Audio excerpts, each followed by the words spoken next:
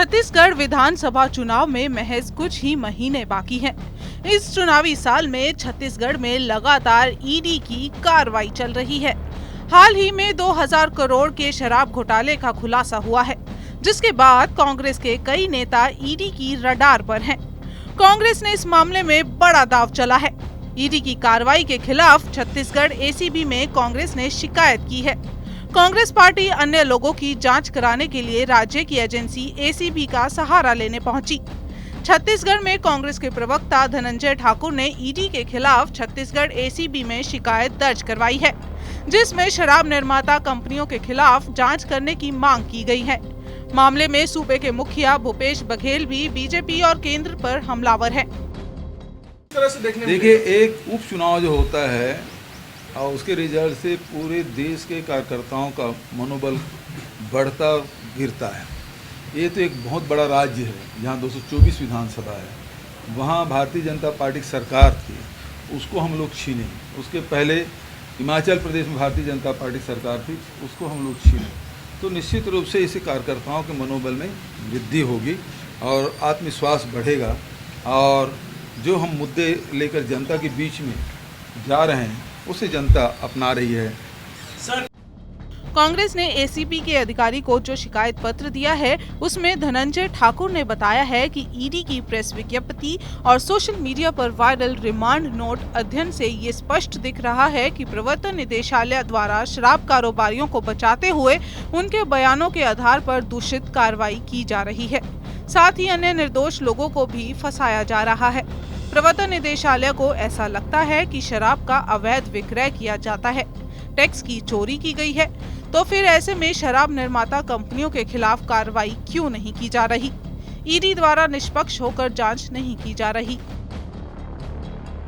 छत्तीसगढ़ में ईडी और शराब निर्माताओं का एक नया नेक्सस तैयार हो गया है। ईडी छत्तीसगढ़ में फर्जी 2000 करोड़ रुपए के शराब घोटाले की बात करती है और उस आरोप लगाती है कि शराब निर्माताओं ने बिना टैक्स पटाए हुए छत्तीसगढ़ में शराब को बेचा है। तो ऐसे में जिन्होंने शराब का टैक्स नहीं पटाया तो वो अपराधी होने चाहिए। उनकी गवाही पे निर्दोष लोगों के खिलाफ में कार्रवाई की रही है। आज हमारे प्रदेश कांग्रेस के प्रवक्ता भाई धनंजय ठाकुर ने इस संबंध में लिखित शिकायत ईओडब्ल्यू से किया है कि इस मामले की विस्तृत जाँच की जानी चाहिए। आपको बता दें, शराब घोटाला मामले में ईडी ने अब तक कई लोगों से पूछताछ और कुछ लोगों की गिरफ्तारी भी की है, जिसमें सबसे प्रमुख आबकारी विभाग के आयुक्त अरुण त्रिपाठी को मुंबई से गिरफ्तार किया गया है। अरुण त्रिपाठी को ईडी ने विशेष अदालत में पेश किया। ईडी ने इस मामले में त्रिपाठी को सिंडिकेट का प्रमुख किरदार बताया है। सीएसएमसीएल में पदस्थ कराया गया था और फिर इसके जरिए घोटाले को अंजाम दिया गया। ईडी ने 14 दिनों की रिमांड मांगी थी, लेकिन विशेष अदालत ने 3 दिन की रिमांड दी है।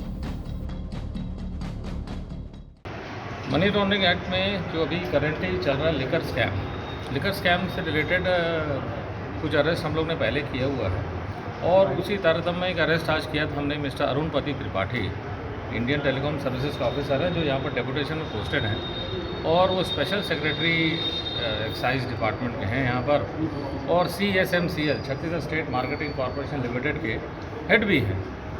तो उनको इस जो करंट इन्वेस्टिगेशन चल रहा है उसमें उनके खिलाफ कुछ इंपॉर्टेंट एविडेंसेस थे, उसके चक्कर में उनको आज अरेस्ट की गई। किस तरह ईडी ने अब तक IAS अधिकारी समेत 10 से ज्यादा लोगों को गिरफ्तार किया है, जिसमें हाल ही में ईडी ने होटल कारोबारी गुरचरण सिंह होरा, मनदीप सिंह चावला के यहां छापा मारा था। साथ ही दुर्ग के सीए सुरेश कोठारी के यहां भी रेड की गई थी। इसके अलावा अनवर ढेबर, नितेश पुरोहित, त्रिलोक सिंह ढिल्लन की गिरफ्तारी भी ईडी ने की है।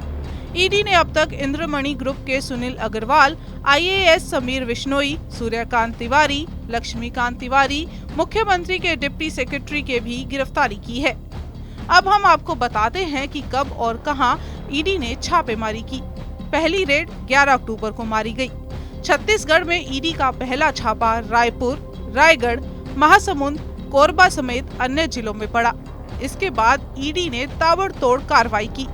13 अक्टूबर 2022 को Chhattisgarh infotech promotion society chips के CEO समीर विश्नोई, कोला कारोबारी सुनील अग्रवाल, वकील कारोबारी लक्ष्मीकांत तिवारी को गिरफ्तार किया गया। इसके बाद 29 अक्टूबर को कारोबारी सूर्यकांत तिवारी ने अदालत में सरेंडर किया। फिर 2 दिसंबर को राज्य सेवा की अफसर सौम्या चौरसिया को गिरफ्तार किया गया। 23 जनवरी को भिलाई के कारोबारी दीपेश टांग को गिरफ्तार किया गया। इसके बाद 25 जनवरी को खनिज के 2 अधिकारियों AS नाग और संदीप नायक को गिरफ्तार किया गया। फिर राजेश चौधरी की भी गिरफ्तारी की गई। इसके बाद 20 फरवरी को प्रदेश कोषाध्यक्ष राम गोपाल अग्रवाल, गिरीश देवांगन, विधायक देवेंद्र यादव, विधायक चंद्रदेव राय, कांग्रेस सीनियर प्रवक्ता RP सिंह, विनोद तिवारी और सनी अग्रवाल के घर रेड पड़ी। 28 मार्च उद्योगपति कमल सारडा, जमीन व्यवसाय से जुड़े सुरेश बांधे, ट्रांसपोर्ट कमिश्नर, प्रदेश कांग्रेस कमेटी के कोषाध्यक्ष राम गोपाल अग्रवाल, कोल व्यवसाय और ट्रांसपोर्ट से जुड़े अनूप बंसल और योगेश सिंघल के ठिकानों पर भी छापा मारा गया। अब शराब घोटाले को लेकर कांग्रेस के नेता ED की रडार पर हैं, जिसको लेकर चुनावी साल में सियासी पारा हाई है।